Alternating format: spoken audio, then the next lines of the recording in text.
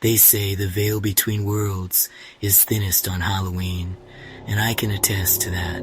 October 31st, 1837, a date etched into my very soul, not by choice, but by the cold, unforgiving hand of fate. The air that night was a harbinger, crisp and biting, carrying the scent of damp earth and decaying leaves. A perfect autumn evening, if not for the suffocating dread that clung to us like a shroud. We, the Muscogee Creek, were packed onto the steamboat Monmouth, a vessel of forced migration, not passage. Cattle they treated us like.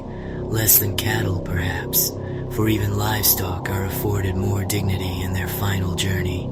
Our ancestral lands, the very soil that held the bones of our forebears, had been ripped from us, and now the U.S. government was herding us westward into an unknown that felt colder than any winter. The Mississippi River, usually a vibrant artery of life, felt like a gaping maw beneath us, its dark waters churning with a sinister promise. Every ripple seemed to whisper of forgotten spirits, of ancient sorrows. The journey had been a relentless torment of hunger, sickness, and the gnawing ache of displacement. But that night, a new terror descended, one that would make all previous hardships pale in comparison. The air, thick with coal smoke and the collective fear of hundreds, crackled with an unspoken premonition. We were told of new lands, a fresh start, but the elders, their faces etched with generations of wisdom and pain, spoke of a different kind of journey, one from which many would not return. I clutched my mother's hand, her grip surprisingly fierce, a desperate anchor in a sea of despair. Then it happened, a sound that tore through the night like a vengeful spirit, a deafening metallic shriek followed by the sickening crunch of wood. The Monmouth lurched violently, a monstrous beast wounded, throwing us into a tangled heap of bodies. Screams erupted raw and primal, a cacophony of terror and confusion that still echoes in the darkest corners of my mind. I felt the deck beneath my feet tilt sharply, a dizzying descent into the abyss. The river, once a distant threat, now surged in, icy and relentless, swallowing everything in its path. My mother's hand, my lifeline, slipped from mine, and in that horrifying instant, I was adrift, separated from my family, plunged into a nightmare. The Monmouth groaned again, a final mournful cry, before splitting apart with a sound like thunder, its broken pieces sinking into the murky depths. I remember the sensation of being pulled down, the crushing weight of the river, the desperate futile fight for a single breath. The night stretched on, an eternity of chilling sounds, the lapping of the water, the distant fading cries of those who couldn't escape, and the eerie silence that followed. When the first pale rays of dawn finally pierced the oppressive darkness, they illuminated a scene of utter devastation. The river was a graveyard, littered with wreckage, and the silent, bloated forms of the dead. The silence that followed the night's horrors was even more terrifying than the screams, a profound emptiness that spoke of unimaginable loss. I was one of the few, a mere fraction of the hundreds who had been on board to survive, but the memory of that Halloween night, the cold, suffocating embrace of the Mississippi, and the faces of my lost family would forever be etched into my soul. It was a true horror, not of ghouls and goblins, but of human cruelty, of a government's callous disregard for life, and the unforgiving power of nature. A story whispered for generations, a chilling reminder of the river's deadly embrace, and a stark lesson that sometimes The most terrifying monsters are not supernatural, but simply human. And if you think that's a joke, well, the river certainly isn't laughing. They say hindsight is 20/20, but in the autumn of 1918, foresight was utterly blind. We were so caught up in the grand drama of the Great War, eagerly awaiting its end, that we completely missed the insidious horror creeping in through the back door. I was a young nurse in Philadelphia, fresh-faced and idealistic, ready to mend the broken bodies of soldiers.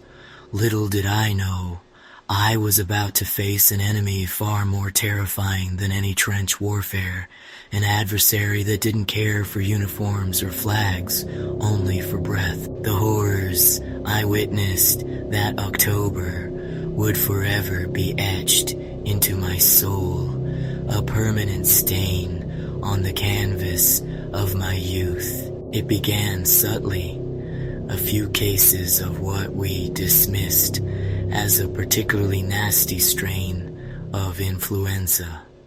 Just a bad cold, we'd say, with a dismissive wave of the hand, maybe even a touch of gallows humor.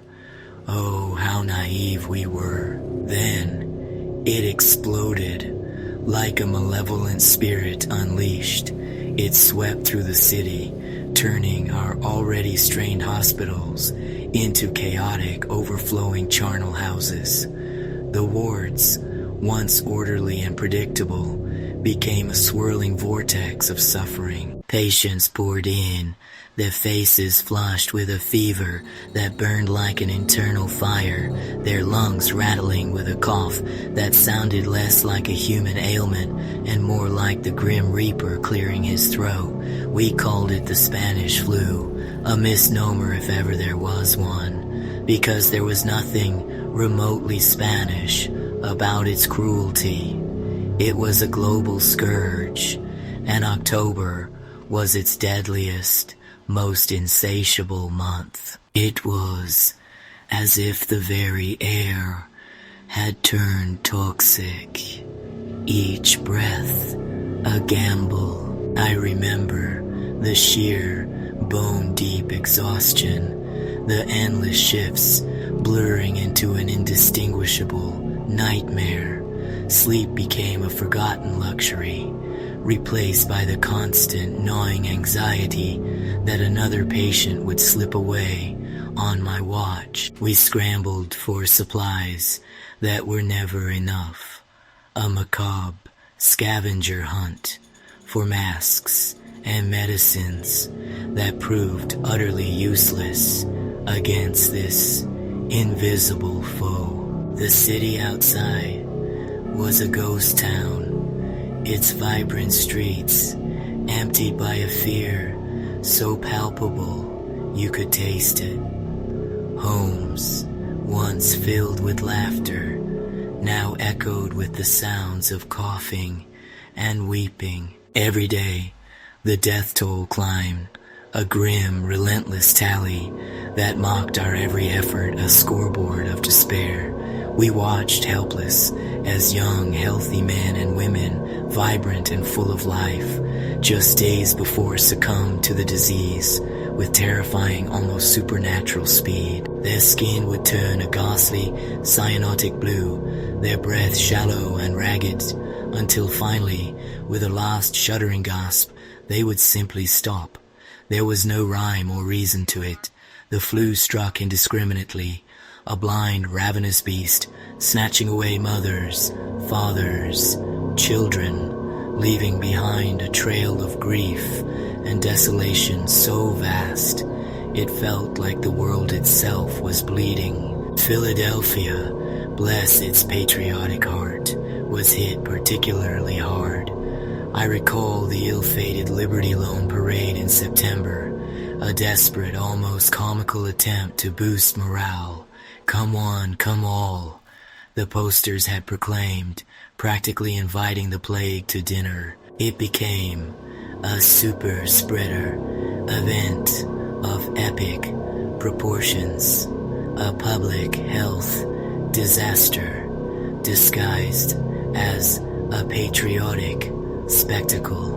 Within days, the city was utterly overwhelmed. Hospitals ran out of beds, then doctors, then nurses. Makeshift morgues sprang up in public buildings, unable to cope with the sheer horrifying volume of the dead. The smell of disinfectant, mingled with the cloying sweetness of decay, hung heavy in the air, a constant, nauseating reminder of our losing battle against an enemy we couldn't even see. It was like fighting a shadow, only the shadow was real, and it was taking everyone. I remember one young soldier, barely 18, who had just returned from the hell of the Western Front. He spoke of dodging bullets and gas attacks, of surviving the unimaginable horrors of the trenches, only to be struck down by this invisible enemy in a hospital bed, gasping for air.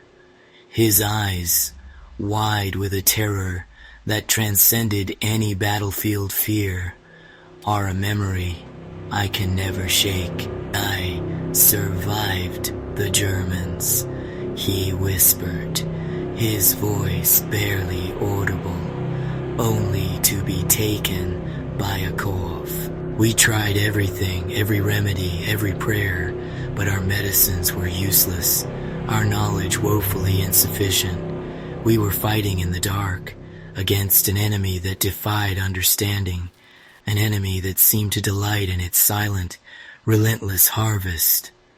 It was a cosmic joke, played on humanity. By the end of October, the city was broken, its spirit fractured.